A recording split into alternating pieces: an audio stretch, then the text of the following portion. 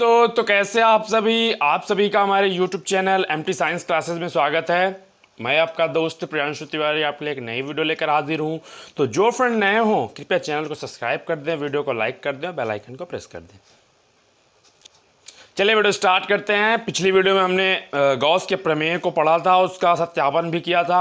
आज गॉस के प्रमेय का अनुप्रयोग हमको पढ़ना है। उससे पहले थोड़ी थोड़ी कुछ 2-3 राशियां ऐसी हैं जिन्हें हमें पढ़ना जरूरी है किसी भी गॉसियन पृष्ठ के लिए। तो उससे पहले आज की पहले टॉपिक क्या है वो जान लेते हैं। तो पहली टॉपिक है आवेश घनत्व यानी चार्ज डेंसिटी क्या होती है, उसके बारे में हमको जानना है, ठीक है ना।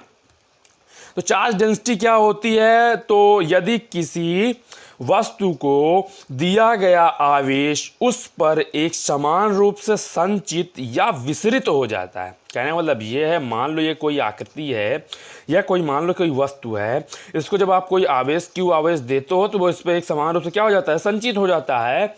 तो इसे क्या कहते हैं, सतत आवेश वितरण कहते हैं। तो जो ये आवेश एक समान रूप से इस पर संचित हो जाता है या विसरित हो जाता है, इसे सतत आवेश वितरण कहते हैं।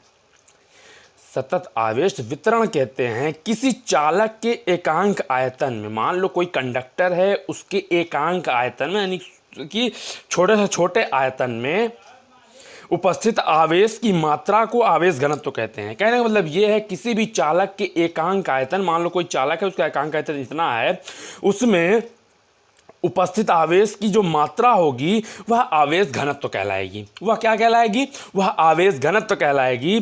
चालक के आकार के अनुसार आवेश घनत्व 3 प्रकार का होता है। कहने का मतलब ये है, जो चालक का आकार है उसके अनुसार जो क्या होता है आवेश घनत्व वो होता है, वह 3 प्रकार का होता है। कौन कौन सा होता है, पहला आपका है रेखीय आवेश घनत्व। रेखीय आवेश घनत्व, तो इसकी डिफिनेशन क्या है, किसी एकांक लंबाई के तार में। कहने का मतलब ये है, रेखीय है तो मतलब ऐसा कुछ, तार तो ऐसा ही होता है पतला सा। तो किसी एकांक लंबाई के तार में आवेश की मात्रा, इस लंबाई जो ये लंबाई है इसमें आवेश की जो मात्रा होगी रेखीय आवेश घनत्व कहलाएगी। क्या कहलाएगी, रेखीय आवेश घनत्व कहलाएगी। उसे लैम्डा से प्रदर्शित करते हैं।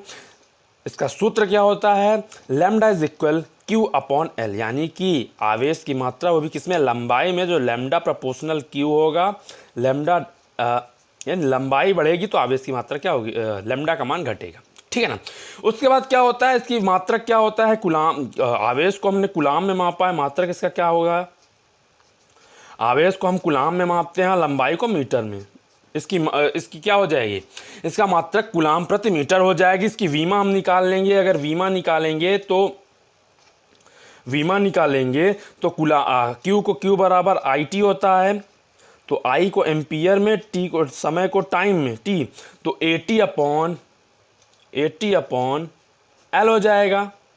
ये ऊपर जाएगा तो ए टी एल पे पावर -1, इसकी क्या हो जाएगी, वीमा बन जाएगी, ठीक है ना। तो ये हुआ आपका क्या, रेखीय आवेश घनत्व। तो डिफिनेशन एक बार फिर से आप देख लो, किसी एकांक लंबाई के तार में उपस्थित आवेश की मात्रा, या कह सकते हैं किसी एकांक लंबाई के तार में आवेश की मात्रा क्या कहलाती है, रेखीय आवेश घनत्व कहलाती है, ठीक है ना। तो अगली क्या है, दूसरी क्या है, पृष्ठ आवेश घनत्व। पृष्ठीय आवेश घनत्व क्या होता है कि बस आपको 3 तरह के होते हैं, तीनों में बस उनकी जो आकृति है बस उसी के बारे में पढ़ना है, आकृति और आकार के बारे में, ठीक है ना। तो क्या है पृष्ठीय आवेश घनत्व, क्या है, किसी पृष्ठ के प्रति एकांक क्षेत्रफल में। अभी हमने यहाँ पे लंबाई के बारे में पढ़ा, अब क्षेत्रफल के बारे में पढ़ेंगे। क्षेत्रफल पर आवेश की मात्रा को पृष्ठ आवेश घनत्व कहते हैं। इसे सिग्मा से प्रदर्शित करते हैं। मतलब अभी हमने लंबाई पे पढ़ा, उसके बाद क्षेत्रफल पे पढ़ रहे हैं। तो जो क्षेत्रफल में जितने आवेश उपस्थित होंगे उसकी मात्रा क्या कहलाएगी, पृष्ठ आवेश घनत्व कहलाएगी। इसे सिग्मा से प्रदर्शित करते हैं। इसका फॉर्मूला होता है सिग्मा बराबर क्यू अपॉन ए। मात्रा क्या निकल के आएगा, मात्रा क्या निकलेगा, कुलाम, एरिया को मीटर में, मीटर स्क्वायर होता है मात्रक, कुलाम प्रति मीटर स्क्वायर, ठीक है ना। इसकी वीमा आप कैसे निकालोगे, वीमा जस्ट सेम रहेगी, 80 अपॉन इसका एल पे पावर 2 हो जाएगा क्योंकि मीटर स्क्वायर है, ठीक है ना। जब ये ऊपर जाएगा तो ए टी एल पे पावर -2, ये हो जाएगी वीमा। आपने क्लास 11th में वीमा निकालना क्या किया होगा, सीखा होगा। चलिए आगे चलते हैं। अगली टॉपिक क्या, अगला क्या है, आयतन आवेश घनत्व। अगला आयतन आवेश घनत्व। आयतन आवेश घनत्व किसे कहते हैं, किसी चालक के या किसी चालक पदार्थ के प्रति एकांक आयतन में या आयतन पर आवेश की मात्रा को आयतन आवेश घनत्व कहते हैं। कहने का मतलब ये है, अभी पहला क्या था, लंबाई पे था, दूसरा आपका कहाँ चला गया, क्षेत्रफल पे चला गया, तीसरा आपका आ गया आयतन पे। तो बस आपको सिर्फ कॉमन चीज़ याद करनी है। फॉर्मूले में सिर्फ आपको नीचे वाला बदलना है, L फिर A हो जाएगा, उसके बाद V हो जाएगा, ठीक है ना। तो किसी चालक पदार्थ के प्रति एकांक आयतन पर आवेश की मात्रा को आयतन आवेश घनत्व कहते हैं। इसे रो से प्रदर्शित करते हैं, इसे रो से प्रदर्शित करते हैं। इसका जो फॉर्मूला होता है रो बराबर Q अपॉन V, ठीक है ना। मात्रक क्या निकल के आएगा, मात्रक निकल के आएगा कूलाम C अपॉन, इसको वॉल्यूम का मीटर क्यूब होता है, तो ये m पे पावर 3 यानी कि कूलाम प्रति मीटर क्यूब हो जाएगा, ठीक है ना। और इसकी वीमा कैसे निकालेंगे हम, तो वीमा कैसे निकलेगी, वीमा 80 अपॉन L पे पावर 3, जब ऊपर जाएगा तो 80 L पे पावर -3 हो जाएगा। ये आपकी बीमा हो जाएगी और ये आपका मात्रक, ये आपका फॉर्मूला। तो मैं आशा करता हूँ आपको क्या कहते हैं, आवेश घनत्व के तीनों प्रकार, रेखीय आवेश घनत्व, आयतन आवेश घनत्व और पृष्ठीय आवेश घनत्व। कहने का मतलब ये है, अगर आप रेखीय आवेश घनत्व के बारे में बताएंगे तो Q अपॉन L हो जाएगा, पृष्ठीय आवेश घनत्व के लिए बताएंगे तो Q अपॉन A हो जाएगा, और आयतन आवेश घनत्व के लिए बताएंगे तो Q अपॉन V हो जाएगा। तो नीचे का एरिया आपका, नीचे का जो वो वैल्यू, वह आकार, जो आकार है वो बदलता जाएगा, बाकी आवेश वही रहेगा। बाकी इनका प्रदर्शित कैसे करते हैं, आप रेखीय आवेश को लैम्डा से, पृष्ठीय आवेश को सिग्मा से और आयतन आवेश को रो से प्रदर्शित करते हो। ये बस आपको सिंपल फंडा है याद करने का, ठीक है ना। अब आज की मोस्ट टॉपिक, जो बड़ी टॉपिक है, उसके बारे में डिस्कस करते हैं हम। तो गॉस के प्रमेय का अनुप्रयोग हमको क्या करना है, पढ़ना है। गॉस के प्रमेय का अनुप्रयोग क्या करना है, हमको पढ़ना है। और रेखीय अनंत लंबाई के एक समान आवेश के सीधे तार के कारण क्या वैद्युत क्षेत्र हमको क्या करना है, ज्ञात करना है। तो ये है बड़ी टॉपिक आज की। इसके विषय में विस्तार से चर्चा करेंगे। इसके लिए हम नया पेज ले लेते हैं, इसमें जगह कम है, हमको एक फिगर बनाना है, ठीक है ना। हेडिंग यही रहेगी और उसके बाद हम यहाँ पे डिस्कस करते हैं फिगर। पहले एक फिगर ड्रॉ करेंगे, एक फिगर ड्रॉ कर लेते हैं, उसके बाद कुछ माना लिख लेंगे, तब आपका टॉपिक स्टार्ट होगी। मान लो एक ये तार हो गया अनंत लंबाई का, ठीक है ना, ये अनंत लंबाई का एक तार हो गया, ठीक है ना। इस पे जो आवेश है वो एक समान रूप से क्या है, विसरित है। इस पे जो आवेश है वो एक समान रूप से क्या है, विसरित है। अब इसके चारों ओर हम एक गॉसियन पृष्ठ खींच देंगे जिसकी लंबाई L होगी। और कैसे कैसे बना रहे हैं आप उसको देखते रहिए, आपको वही माना लिखना है, क्योंकि एग्जाम के समय आपको माना याद नहीं करना है, क्योंकि आप अगर ये सब याद करोगे डेफिनेशन का भी याद करोगे आप, ठीक है ना। ये हमने एक बेलनाकार गॉसियन पृष्ठ खींच दिया, जैसा कि आपको देख रहे हैं। एक हमारा अनंत लंबाई का तार है जो एक समान आवेशित है, उसके चारों ओर हमने क्या एक समान क्या एक गॉसियन बेलनाकार गॉसियन पृष्ठ खींच दिया, ठीक है ना। इसकी लंबाई हमने L ले ली, क्या ले ली, इसकी लंबाई हमने L ले ली, ठीक है ना। अब क्या है, इस तार से R दूरी पर एक बिंदु P है, जहां पे हमको क्या ज्ञात करना है, जहां पे हमको क्या ज्ञात करना है, हमको ज्ञात करना है क्या, तीव्रता, वैद्युत क्षेत्र की तीव्रता। यहां पे जो क्या कहते हैं, वैद्युत क्षेत्र की तीव्रता है, और वो है वैद्युत क्षेत्र की तीव्रता, और वो क्या कहते हैं, वैद्युत क्षेत्र की तीव्रता और अतिसूक्ष्म क्षेत्रफल है, वो दोनों एक ही डायरेक्शन में है। इसलिए इनके मध्य का एंगल जो होगा वो जब एक ही साइड में दोनों का बनता है तो एंगल होता है 0 डिग्री। और ऊपर साइड R दूरी पर एक बिंदु P है, वहां पे इनका डायरेक्शन लंबवत है, वहां पे इनका डायरेक्शन क्या है, लंबवत है, ठीक है ना। वहां पे इनका डायरेक्शन लंबवत है, ऐसे, ठीक है। उसके बाद आपको क्या करना है, अब इसमें थोड़ा सा माना लिख लेना है। आप चाहो तो यहाँ एक नीचे भी बना सकते हो, चाहो आप तो यहाँ पर एक नीचे भी बना सकते हो, पॉइंट P1 P2 या P3 पॉइंट बना सकते हो आप, या तो आप सिर्फ यार डिस्टेंस पे है, ठीक है ना। यहाँ पे आपकी तीव्रता इधर ही रहेगी और ये क्षेत्रफल नीचे की साइड आ जाएगा, ठीक है ना। तो चाहे आप तीनों पॉइंट ऐसे बना लो या चाहे 2 पॉइंट पे हल कर लो, यहाँ क्योंकि इन दोनों की वैल्यू 90-90 है, इनकी 0 डिग्री है, ठीक है ना। तो हम किसी 2 पे ही सॉल्व करेंगे, आप तीसरा भी ले सकते हो, ठीक है। पहले कुछ माना लिख लो आप, जितना आपने फिगर बनाया उतना आपको माना लिख लेना है। कैसे लिखना है, लिखो माना एक आवेशित, माना एक आवेशित सीधे तार जिसकी लंबाई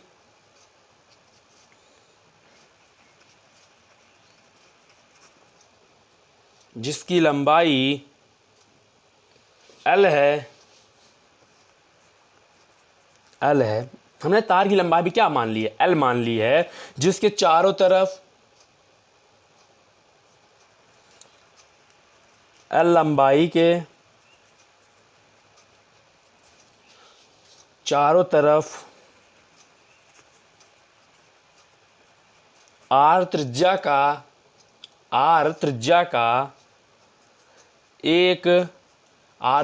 का एक बेलनाकार गॉसियन पृष्ठ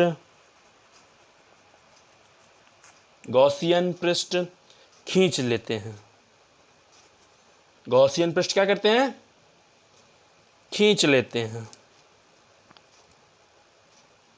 गॉसियन पृष्ठ खींच लेते हैं। उसके बाद आपने क्या किया, गॉसियन पृष्ठ पर आवेशित तार द्वारा, गॉसियन पृष्ठ पर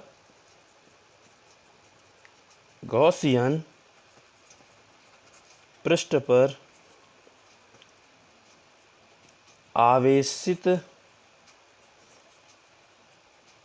तार द्वारा, गॉसियन पृष्ठ पर आवेशित तार द्वारा उत्पन्न तीव्रता E है, जो तीव्रता उत्पन्न हुई है, उत्पन्न तीव्रता कितनी है, E है, यहां पे आपको दिखाया गया है। उत्पन्न तीव्रता कितनी है, E है, तथा अतिसूक्ष्म क्षेत्रफल dA है, तथा अतिसूक्ष्म क्षेत्रफल, ये dA है, अतिसूक्ष्म क्षेत्रफल dA है, अतिसूक्ष्म क्षेत्रफल dA है। आपको ये सिर्फ मैं लिख रहा हूं, लेकिन आपको ये अपने फिगर बनाने के बाद स्वयं से क्या करना है, लिखना है, ठीक है ना। बेलन का वक्र, ये बेलन है, इसका वक्र पृष्ठ कितना होता है, बेलन का वक्र पृष्ठ 2πrl है, क्योंकि बेलन का वक्र पृष्ठ कितना होता है, 2πrl ही तो होता है। बेलन का वक्र पृष्ठ 2πrl है, तथा dA क्षेत्रफल से होकर जाने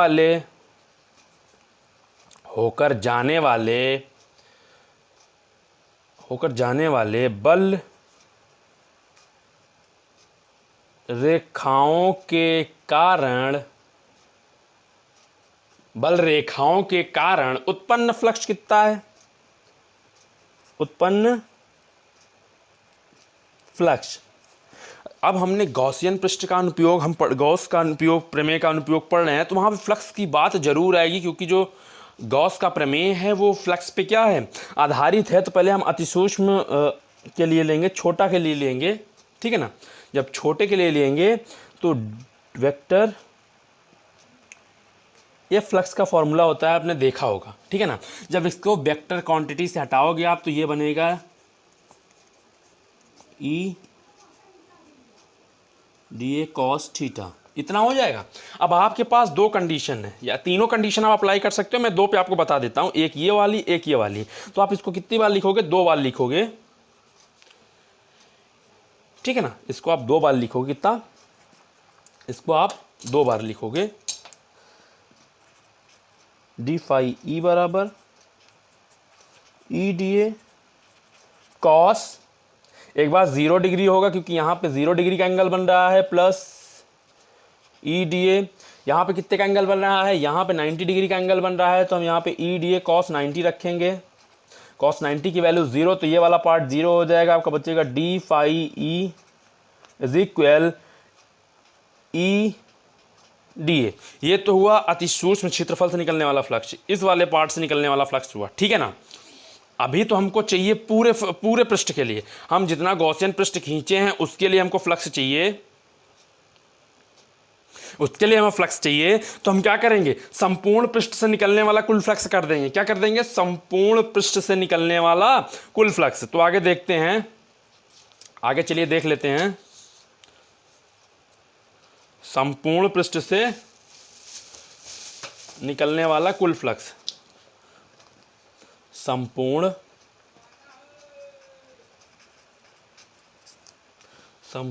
पृष्ठ से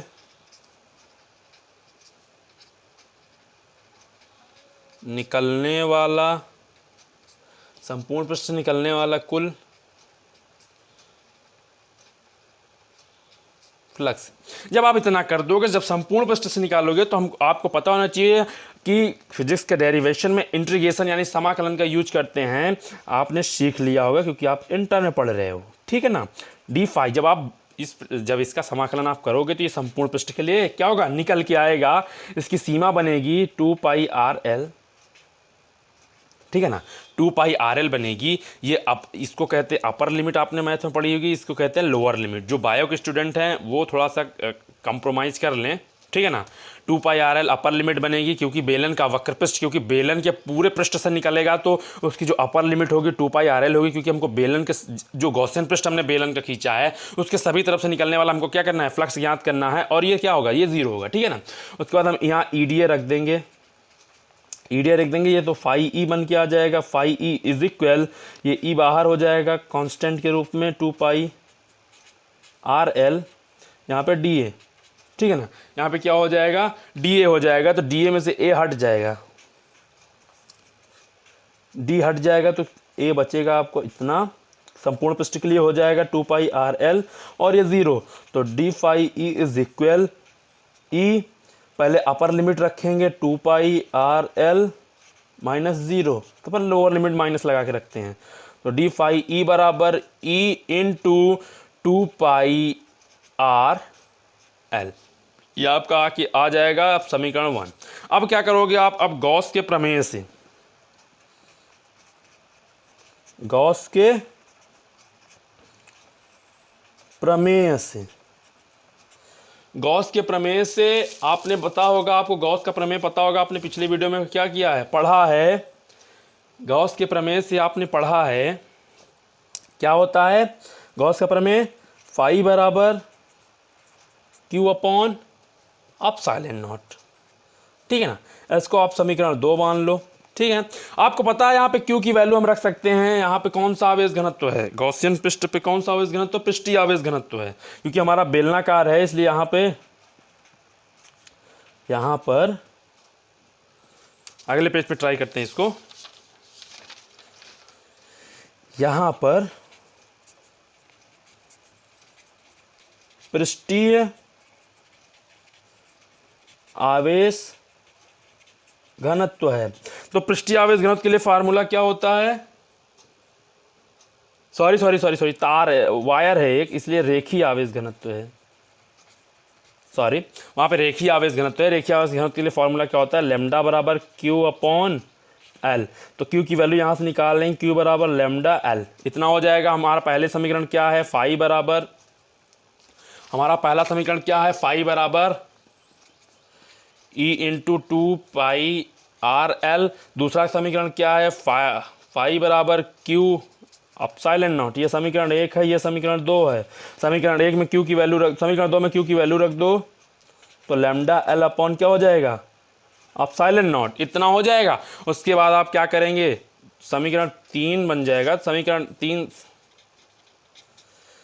1 तथा समीकरण 2 से तुलना कर दोगे आप, ठीक है ना। जब आप तुलना कर दोगे तो आपका मिलेगा कितना, lambda L upon epsilon not into E into 2 pi R L. R L से एल कैंसिल हो जाएगा, ठीक है ना, एल से एल कैंसिल हो जाएगा। आपको तीव्रता की वैल्यू निकालनी है, तो E is equal lambda upon 2 pi R epsilon not, 2 pi R epsilon not, ठीक है ना। अब अंश और हर में आप 2 से गुणा करा दो, यहाँ से 2 से गुणा और 2 से भाग करा दो, तो क्या बन जाएगा 1/4 pi epsilon not into 2 lambda upon R. ये होगा आपका फॉर्मूला। मैं आशा करता हूँ आपको वीडियो पसंद आई है। अगर वीडियो पसंद आई है तो प्लीज़ वीडियो को लाइक कर दें, चैनल को सब्सक्राइब कर दें और बेल आइकन को प्रेस कर दें और अपने दोस्तों के पास ज़्यादा मात्रा में शेयर करें। धन्यवाद।